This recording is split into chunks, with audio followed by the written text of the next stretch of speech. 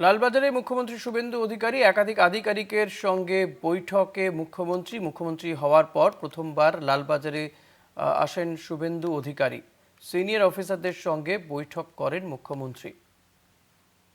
লালবাজারে প্রথমবার এলেন মুখ্যমন্ত্রী শুভেন্দু অধিকারী।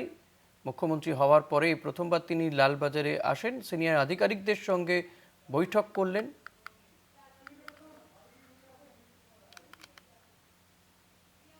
রিয়া মাঝি রয়েছেন। রিয়া, ওই সিনিয়র আধিকারিকদের সঙ্গে বৈঠক করেন মুখ্যমন্ত্রী, মূলত কোন কোন বিষয়গুলো নিয়ে মুখ্যমন্ত্রীর সঙ্গে সিনিয়র পুলিশ আধিকারিকদের বৈঠক হলো, কিছু কি জানা গেছে?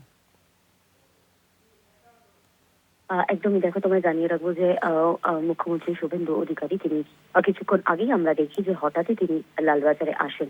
কল্যাণীর পরে তিনি জেডব্লিউ ম্যারিয়েটে যান এবং সেখান থেকে তিনি লালবাজারে আসেন। মূলত একাধিক সিনিয়র অফিসিয়ালস, কলকাতার পুলিশ কমিশনার সহ একাধিক সিনিয়র অফিসিয়ালস এর সঙ্গে তিনি কথা বলেন এবং তাদের থেকে জানতে চায় যে এই মুহূর্তে কলকাতা পুলিশের ম্যান পাওয়ার কিরকম রয়েছে এবং গোটা শহর জুড়ে যাতে কোনোভাবেই কোনো নিরাপত্তাহীনতায় কোনো মহিলারা না ভোগে সেই দিকে যাতে বিশেষ নজর দেওয়া হয় এবং তাছাড়াও সাধারণ মানুষের জন্য যাতে পুলিশ ফোর্স অত্যন্ত বেশি থাকে সেই বিষয়টাও কিন্তু নজরদারি চালানো এবং একই সঙ্গে সিসিটিভি থেকে আরম্ভ করে বিভিন্ন যে গুরুত্বপূর্ণ বিষয় আছে কলকাতা পুলিশের সেগুলোর উপরে নজর যাতে থাকে সেই বিষয়টা নিয়ে যেমন আলোচনা হয়েছে।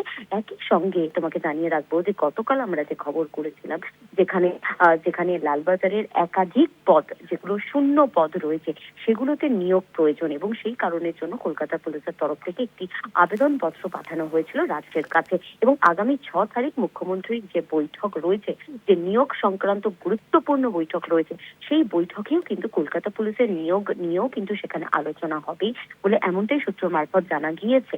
এবং আজকে মুখ্যমন্ত্রীর আসা লালবাজারে সেটা অত্যন্ত তাৎপর্যপূর্ণ, কারণ তিনি মুখ্যমন্ত্রী হিসেবে শপথ নেওয়ার পরে এই প্রথমবার তিনি লালবাজারে আসেন এবং লালবাজারের একাধিক আধিকারিকের সঙ্গে কথা বলেন।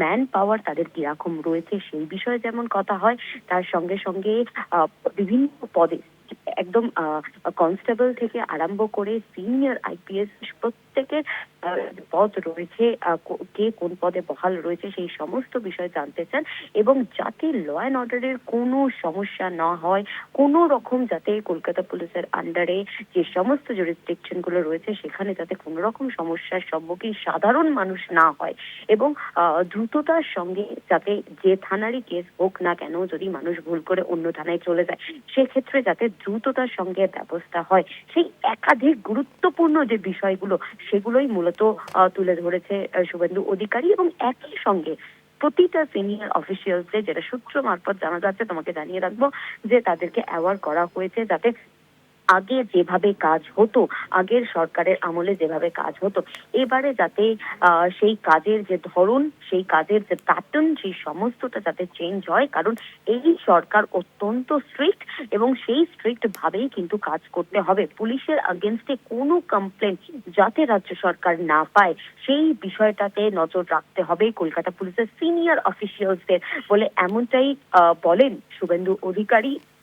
সিনিয়র অফিসিয়ালসদের জন্য বলে এমনটাই সূত্র মারফত জানা গিয়েছে এবং তিনি কিছুক্ষণ ছিলেন, প্রায় 15 থেকে 20 মিনিট তিনি ছিলেন এবং একদম সিনিয়র অফিসিয়ালস থেকে আরম্ভ করে যারা অন্যান্য দায়িত্বে রয়েছে তাদের সাথেও কথা বলেন এবং তারপরে লালবাজার থেকে তিনি বেরিয়ে গিয়েছেন। কিন্তু লালবাজারে আসা শুভেন্দু অধিকারী সেটা যে অত্যন্ত তাৎপর্যপূর্ণ তা কিন্তু বলাই বাহুল্য।